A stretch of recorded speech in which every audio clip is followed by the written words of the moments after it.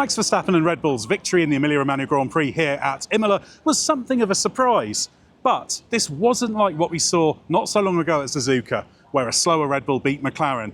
This was a very, very different kind of win, and one, in fact, John Noble, that was built on Red Bull being strong and beating McLaren at its own game in terms of one very, very key area. Yeah, this was, I think, quite a significant win for Red Bull. I mean, sure that there are some similarities to Suzuka. Max getting ahead, turn one we can talk about later was a significant moment where potentially McLaren's only hope of winning it was gone. But this was about pure pace. This is the first time this season Red Bull's been the quickest car in the race. And it wasn't just about dirty air. We've had this theory that the McLaren's not very good in dirty air. So when Oscar was trapped behind Max early on, could have been dirty air, but I don't think it was. If you look at some of the race data, Lando, after Oscar had pitted early on, was 10.45 seconds behind, and that gap didn't come down. 10.2, 9.8, 9.6, 9.9. It was 9.75 behind at the pit stop, so it gained virtually nothing. And then after the pit stop, it was 20 to 18 seconds behind as a result of the safety car, and then didn't close the gap up at all. So this was pure pace. And I think this is something that McLaren itself well admitted. Andrea Stella, told us tonight, we tried to chase him down. We didn't have enough race pace. This was a big turning point. And the really interesting thing was, I asked Andrea Stella after the race, were you surprised? And he said, well, we knew this wasn't going to be in Miami, but I must admit, I'm a little bit surprised how quick the McLaren was. And Christian Horner, when you heard from him, said the opposite. Well, we were a little bit surprised by how quick the McLaren wasn't. So this tells you how much in Formula One small details can make the difference. And obviously, we've got a different track. This is a quicker track. This is not Miami, which is a street circuit, lots of slow corners. And we know that that works well for Red Bull, but there's a lot more to it than that. Yeah, I think there are some elements. I think like everything in Formula One, this is about details. And I think what we're seeing this season, especially because this is about tyre degradation and management, it's not about pure pace. Tiny differences can make a big change, because if your car's not sliding, the tyre temps aren't going up. And if the tyre temps aren't going up, you can keep maintaining the pace. And I think this has been Red Bull's weakness, a lot of things. So there are some elements here that have helped. The nature of the circuit, we know the Red Bull's quicker in high-speed corners. McLaren can't have an advantage there. And Imola has more high-speed corners than Miami, which is all kind of medium-speed, low-speed corners. So there's that element. They bought some upgrades this weekend. They looked small, but I think in combination with what they brought to Miami, what they've done, they haven't brought any more pace, but they've allowed them to unlock a balance and get this car into a nice setup window. And that's given them some more options. So Max has been much happier with the car this weekend. You listen to his radio messages. We haven't had the complaints and this disconnect they've moaned about in the past. So that's helped. And also, I think another important element that's key to understand is this was a different type of thermal tyre management today. Miami, we talk about core tyre temperatures. It's keeping them under control. Whereas this weekend with a C6, C5, C4, the softest compound, it was about surface temperatures. And as soon as the surface temperatures started rising, you fell out the window. And this is something that Red Bull's not necessarily weaker at than the McLaren.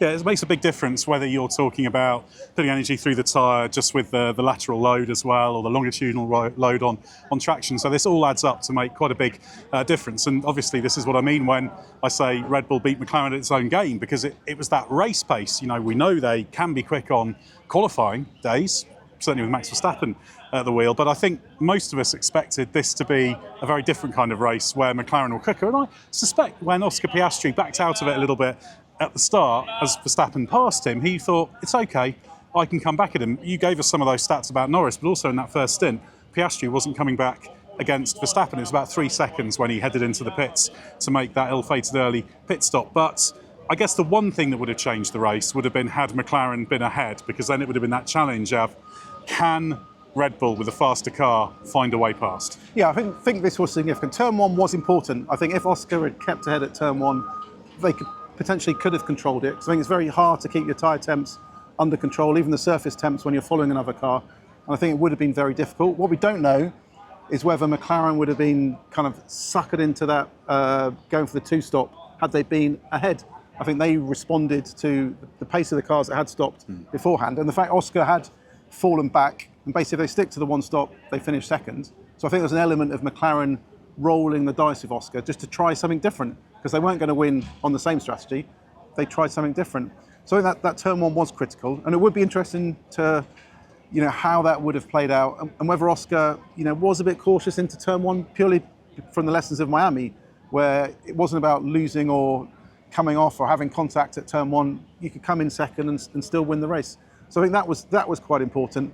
But once they'd committed to the two-stop, things spiraled out of control, and there was an element of good fortune for Max getting some gaps in terms of the timing of the VSC, the timing of the safety car, the tyre allocations and where things played out. But this was, Red Bull was the fastest car today.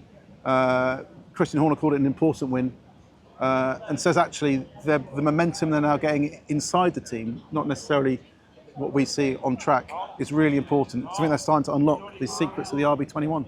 I think that's really important. You commented earlier that they've opened a few more setup avenues, a slightly wider window, and that's really important because for pretty much a year now we've been talking about how tricky this Red Bull is to find that sweet spot, and if you can open it just a little bit, then that can create a lot more performance potential. But certainly I think even on a track where they're expecting to go well, it did come as a surprise, and I think Piastri, although he was slightly ambushed by Verstappen at that first corner, or the second corner, it's turn two, officially that Tomagliolo chicane, but I think initially he was a bit distracted by Russell and thought, oh, okay, here, and then Verstappen absolutely attacked, and I actually thought this was not kind of an all-out do or die move from Max. I think it was he saw it opening up, really went for it, and changed the game, and that's what Max Verstappen gives you, obviously, doesn't it? And I think the thing to remember as well, though, is even though Red Bull have made these steps, the McLaren is still the car of choice as it stands at the moment. We've got that Spain reset of the front wing flexibility, which could change things coming up in 2 races' time.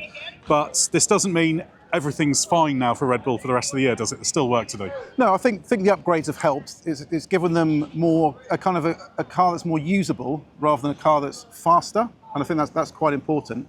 We're going to go to Monaco. I think it's a more open weekend this year. You've got the 2 stops, which could throw some quirky strategies up there. But we know the Red Bull's quick in qualifying, and I think if you can get to the front there, we know Max is brilliant at Monaco. We know their car's quite good. We know the McLaren has some weaknesses with their drivers finding the confidence in the car. And we don't know how that C6 is going to react. The drivers, as you can, a bit nervous about its movement and the lack of confidence it gave them. So this could again play into Red Bull's hands.